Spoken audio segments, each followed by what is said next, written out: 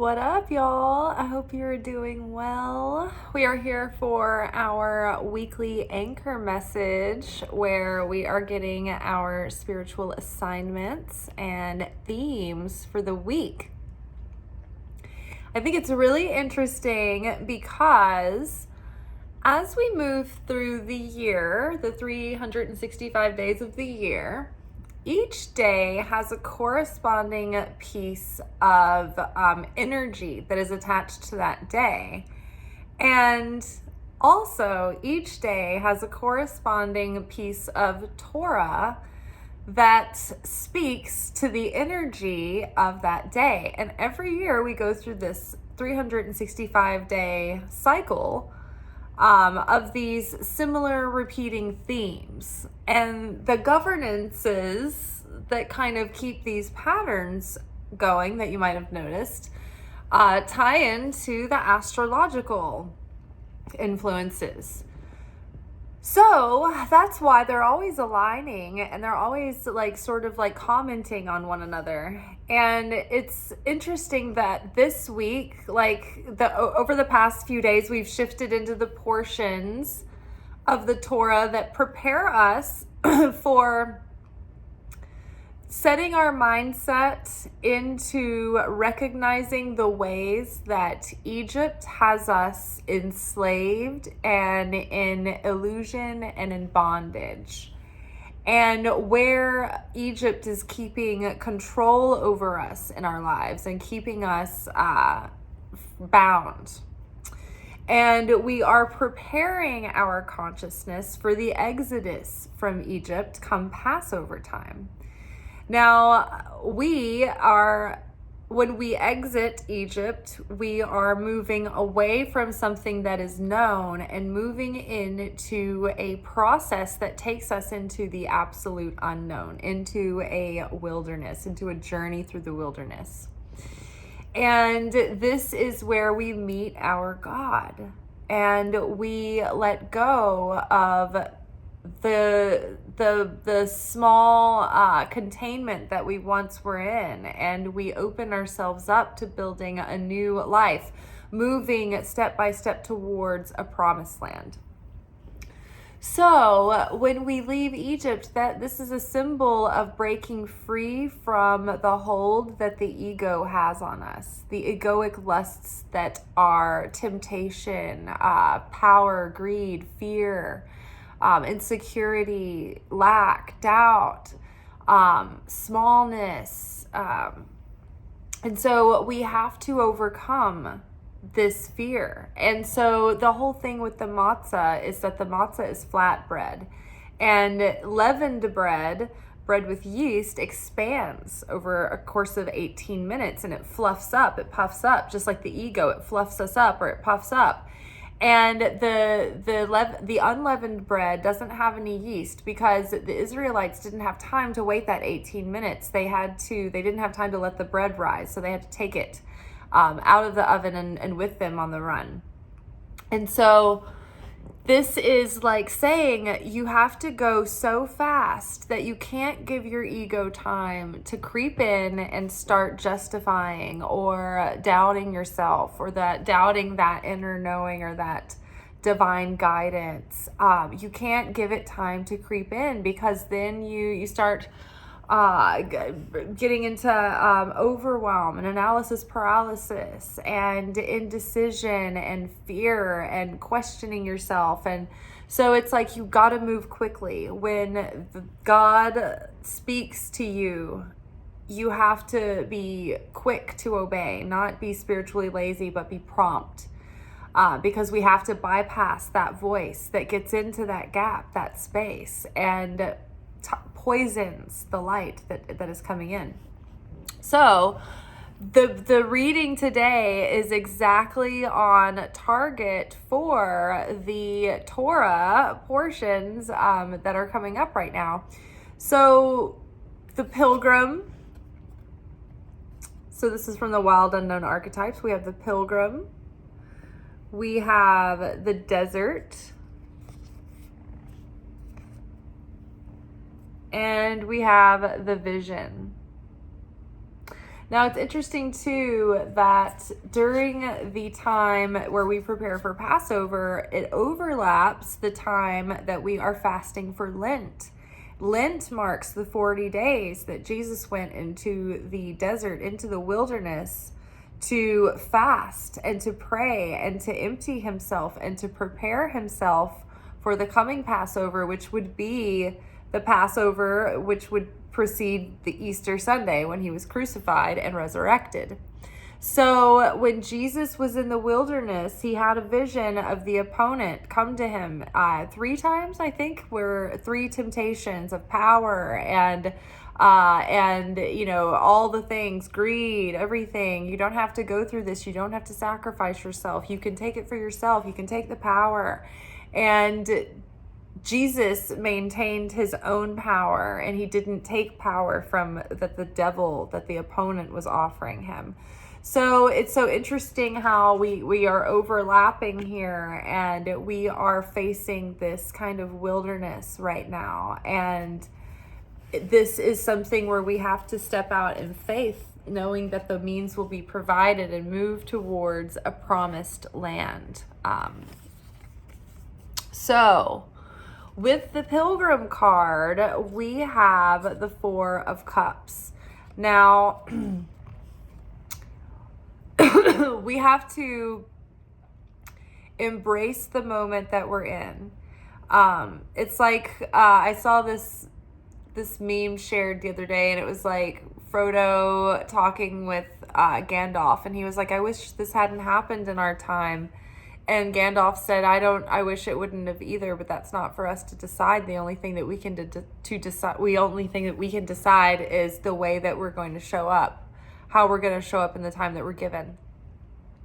So that's really the feeling of this right now. It's like we are seeing things play out that we've heard prophecies about some of us our entire lives growing up. And seeing all of this it's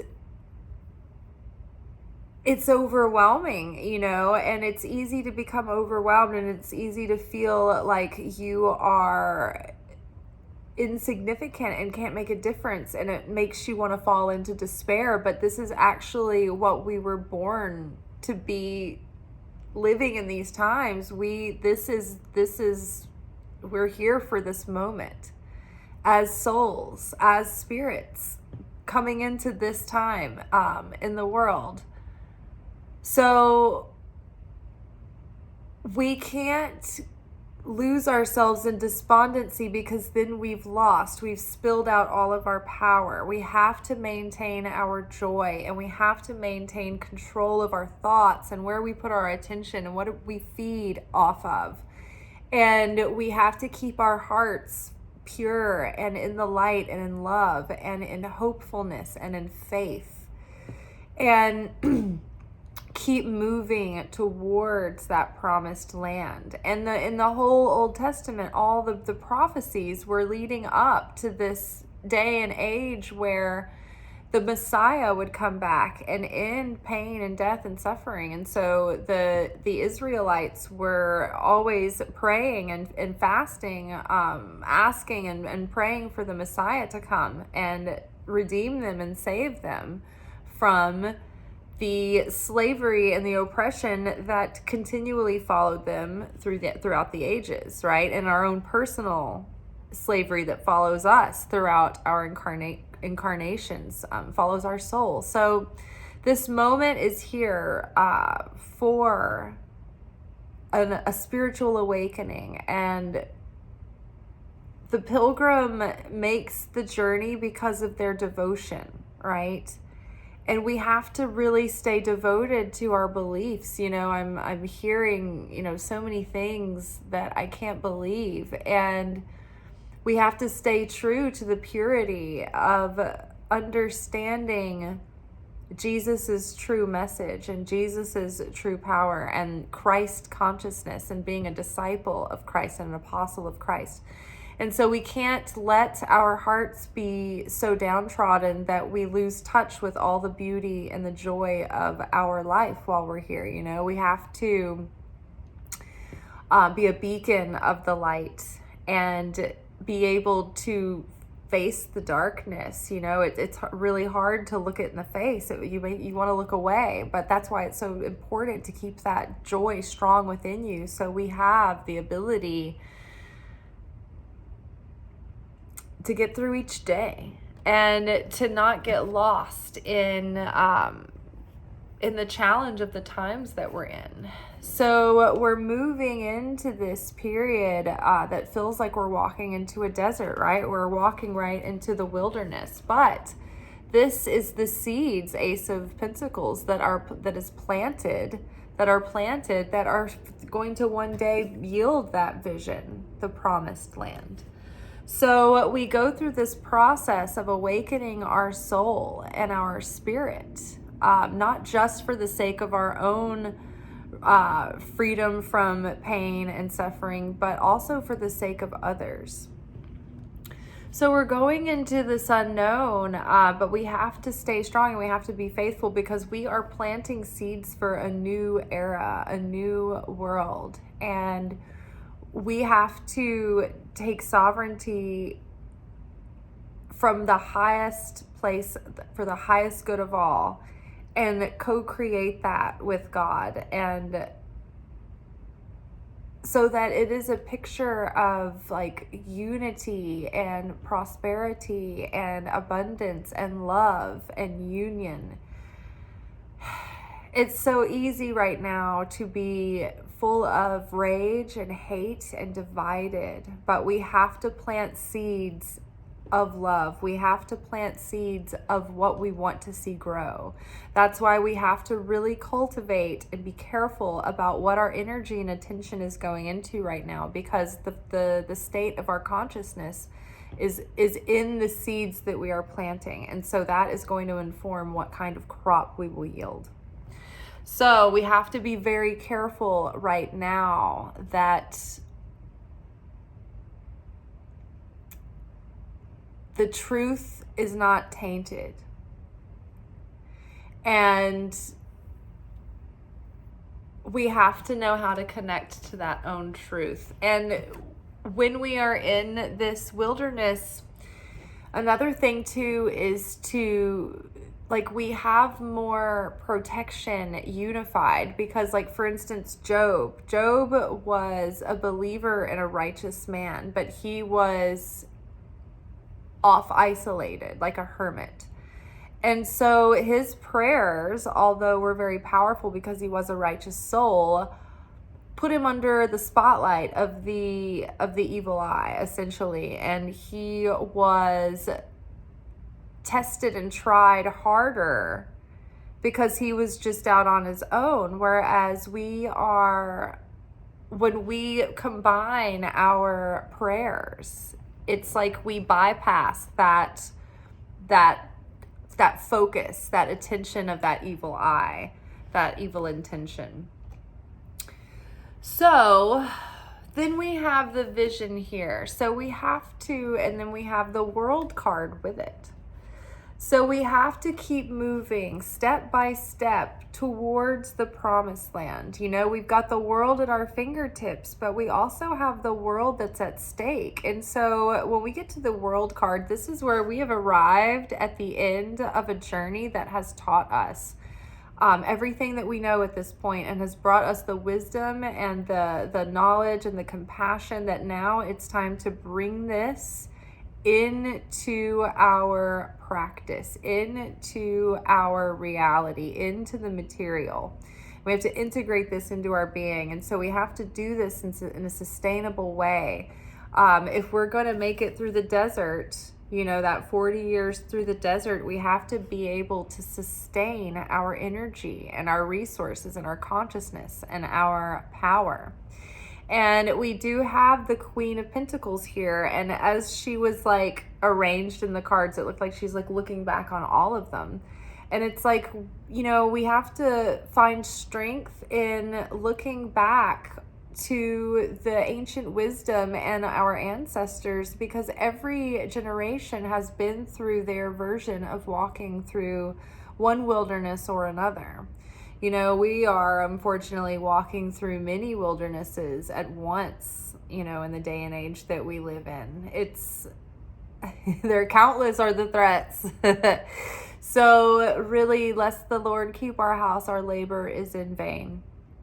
So we get fulfilled from tapping in on a daily basis of our devotion to our prayers and our meditations, to listen in deep to the direction that Spirit is giving us. When the Israelites were making their way through the wilderness, they were led by a pillar of fire by night and a pillar of smoke by day. And they had to trust that. And anytime they deviated from absolute trust in the Creator, they were plagued and riddled with miseries and chaos. And when they were in alignment, they were privy to miracles we can't even imagine. So think about that as all of this is unfolding. Try to really be strong in your kindness and in your compassion and in your respect and for others and in respect for human dignity and the human soul. Stay plugged into the things that feed your soul and spirit and keep you alight with joy, because the loving provision of God, the Holy Spirit, or the Shekhinah, the force of goodness that gives us sustenance and protection, it binds to joy. It binds to that kind of levity and trust and strength. And it is very hard to connect with that when we are in a state of despair. And so that is the ultimate goal of the evil one, is to make us feel fear and futility and despair. And so whatever we do, we have to stay in a state.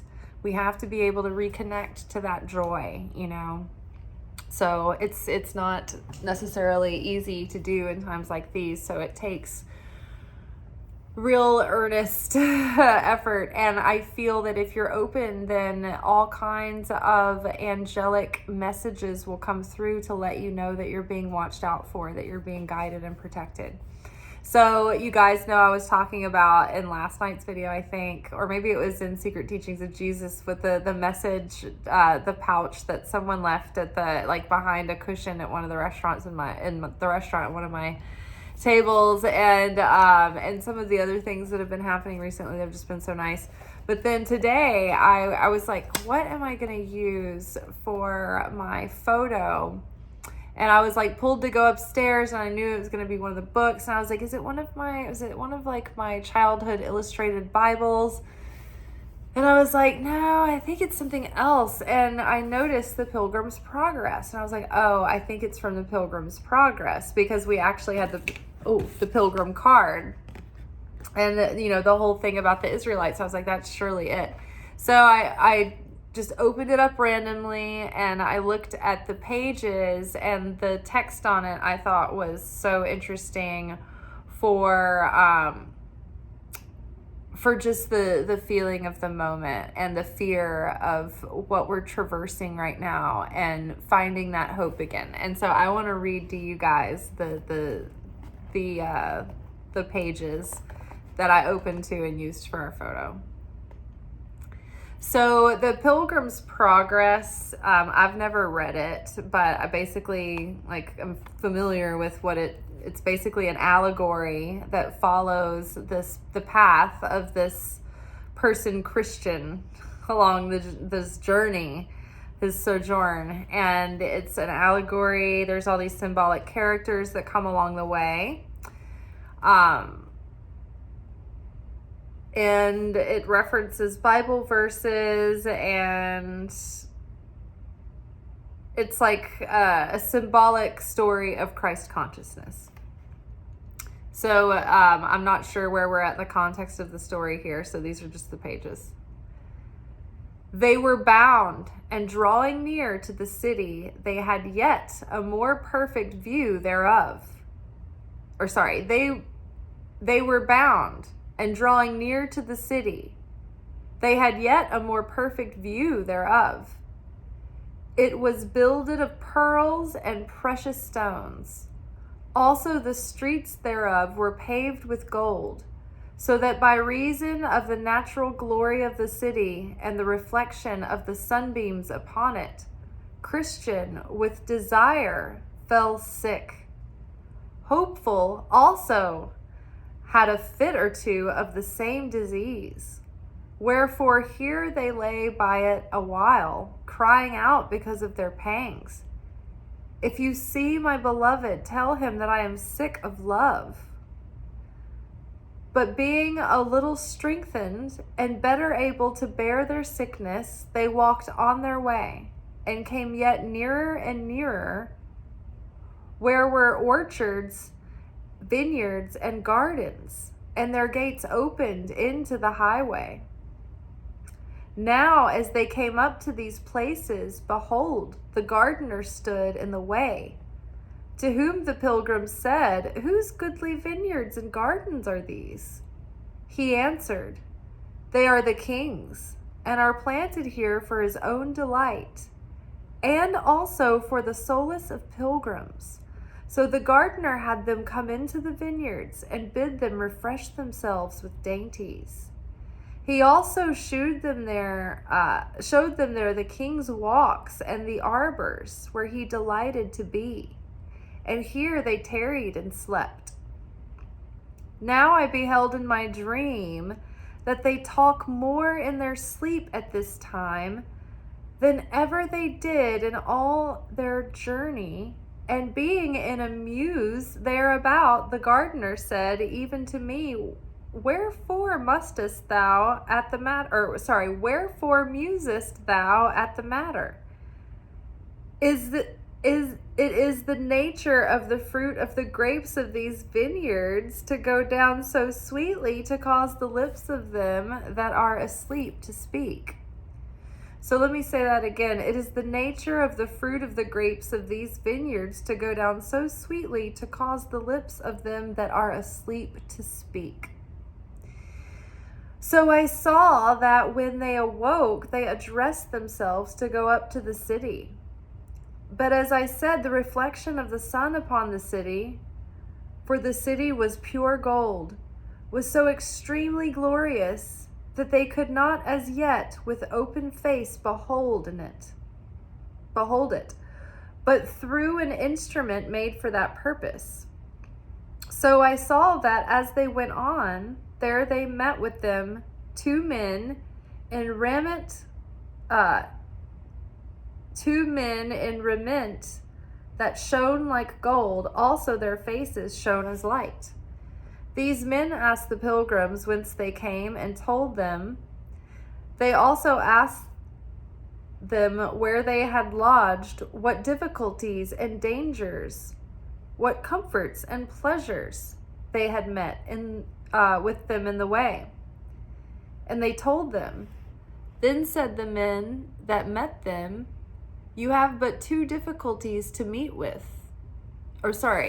You have but two difficulties more to meet with, and then you are in the city. Christian then and his companion asked the men to go along with them. So they told them they would, but said they, You must obtain it by your own faith. So I saw in my dream that they went on together till they came within the sight of the gate.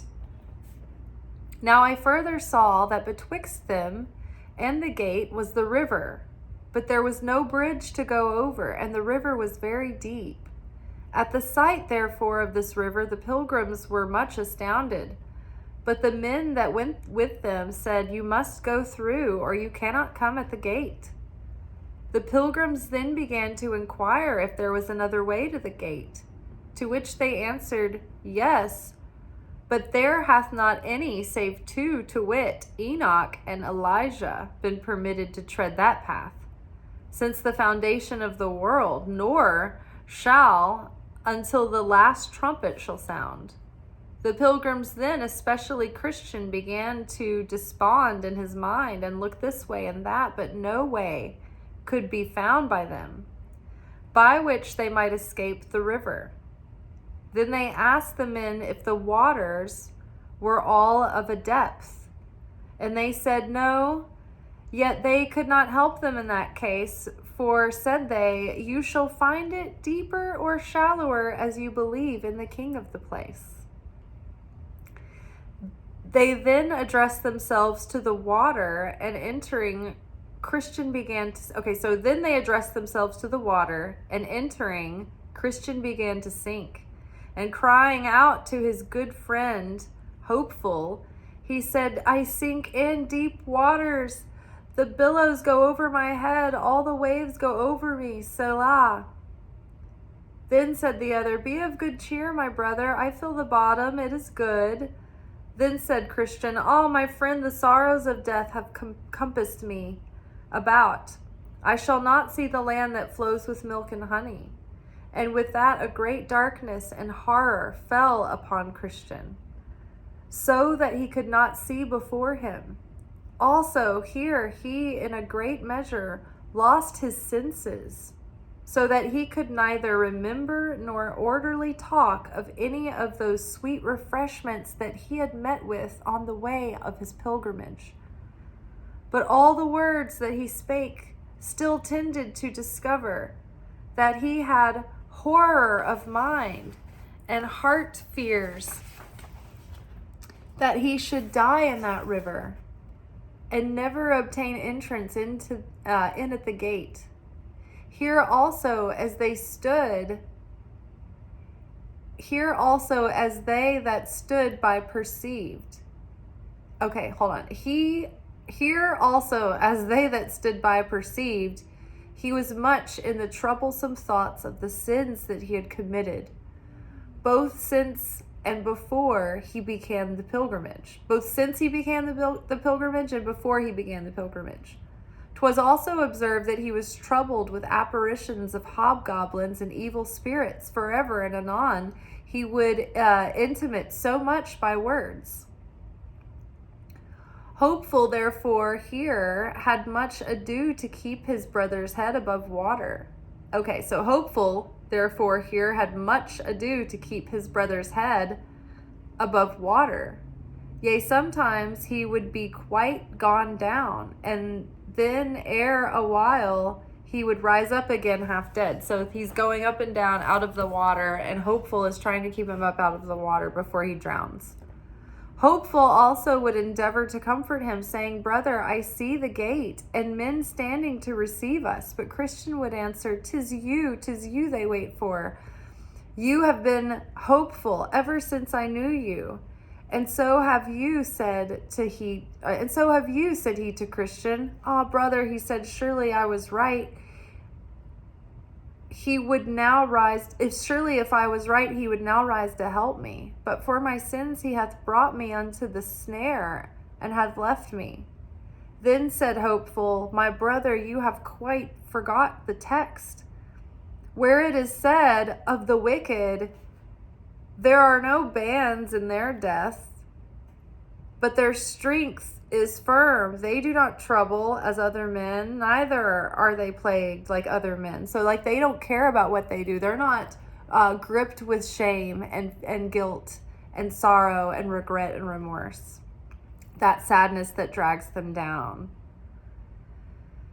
These troubles and distresses that you go through in these waters are no sign that God hath forsaken you, but are sent to try you, whether you will call to mind that which heretofore you have received of his goodness, and live upon him in your distresses. So remember the good things that God has done to you. Don't forget the beauty and the wonder of your life in the face of darkness. Don't forget about all the good things. Don't forget about all the blessings and all the miracles that you've seen.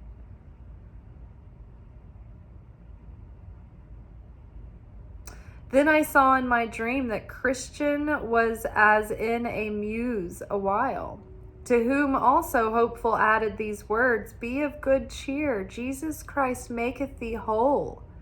And with that Christian brake out with a loud voice, I see him again, And he tells me, when thou passest through the waters, I will be with thee, and through the rivers, they shall not overflow thee. Then they both took courage, and the enemy was after that as still as a stone until they were gone. So the enemy after that was as still as a stone until they were gone. Christian, therefore, presently found ground to stand on. And so it followed that the test of the river was but shallow. Or so as it would follow, the rest of the river was but shallow. Thus they got over. Now upon the bank of the river on the other side, they saw that the two shining men again, who were waiting for them, wherefore being come up out of the river, they saluted them, saying, We are ministering spirits sent forth to minister to those that shall be heirs of salvation. Thus they went along toward the gate. Now you must note that the city stood upon a mighty hill, but the pilgrims went up that hill with ease because they had these two men to lead them up by the arms. Also they had left their mortal garments behind them in the river. For though they went in with them, they came out without them. They therefore went up here with much agility and speed. Though the foundation upon the city was framed higher than the clouds. They therefore went up through the region of the air, sweetly talking as they went, being comforted because they safely got over the river and had such glorious companions to attend them.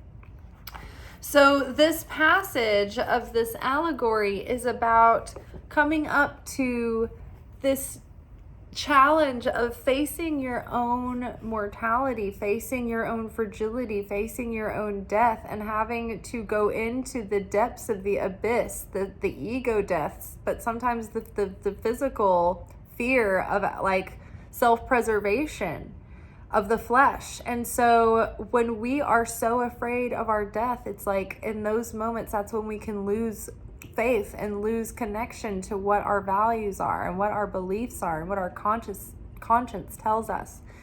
And so we get to this point where we're facing these raging river waters, and and there's no way around this but through. And we don't want to do this, and we don't want to go through this, and we don't want to go down into the depths. And the angelic beings were telling them it's okay, like you have to go through this on your own by your own faith. We will assist you, we will accompany you, but you have to do this on your own faith. And there's no way to get over facing your mortality and one day dying, because that's the only way through this dimension. The only two souls that have ascended and have avoided the experience of death itself were Elijah and Enoch. And so there is no other way to go but through. You have to go into the river. But it's okay, because they were like, well, how deep is it? How deep does it go? And it's like, well, it depends on you. You know, and this is what we talked about recently, and I won't go into the depths of that. It doesn't matter right now. But according to each person, if you're a buoyant person of faith, you don't have a lot of hate, you don't have a lot of fear, you don't have a lot of grudge, you know, you're not carrying a lot of density and evil, and you're hopeful and you have faith, then the river is not going to be as deep for you. The tribulations, you will be able to get through it, protected and provided for and sustained. And for some who don't have that belief, who don't have that rock, to that solid ground to stand on, they could get lost in the current and taken into the depths. And it can be very frightening. And so that for those of us, when we're in that moment of clarity and strength, it's like we've got to lend that strength and give a hand to the people who are being taken out by sadness and by fear and by the abyss. You know, they're being taken down in this transition into a greater promised land. And so we make it across, you know, and it's like we wouldn't be so heavy. It wouldn't be bothering us if we were lost and lost causes and done for. but the human spirit comes from the spark of the Creator. And Jesus was the example of what that spark of the Creator looks like in the perfect human example. So we have to go through these tests and these trials before we can make it through the gates of the kingdom. And it's like there's no way to get around it but go through it. And so we will all face that moment of being tested, of being, tried. And, Judgment Day comes for all of us. And we face a miniature version of it every night when we sleep. And so every day, just remember that it's our assignment to be hopeful. It's our assignment to maintain that faith. It's our assignment to maintain that joy, even in the midst of everything. And we have to be able to hold that paradox of seeing the grief and the sorrow and praying from a broken heart for humanity, because that opens the gates, but also holding on to our absolute joy and levity, that we can bring that beauty to the world and share that and connect with that and keep that alive and keep that love alive and keep being examples of the real Jesus, the real Christ.